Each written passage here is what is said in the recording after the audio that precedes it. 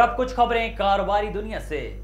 अमेरिकी करेंसी की रोज बरोज बढ़ती कीमत से पाकिस्तानी रुपए की कदर में कमी का सिलसिला बरकरार है। कारोबारी हफ्ते के 5वें और आखिरी रोज इंटरबैंक में अमेरिकी करेंसी की कदर में 7 पैसे का मामूली इजाफा हुआ है, जिसके साथ इंटरबैंक में डॉलर 278 रुपए 55 पैसे पर ट्रेड कर रहा है। अप्रैल में इंटरबैंक में डॉलर की कीमत में 61 पैसे का इजाफा हुआ। गुज़श्ता कारोबारी दिन के इख्तिताम पर इंटरबैंक में डॉलर 278 रुपए 48 पैसे पर बंद हुआ था।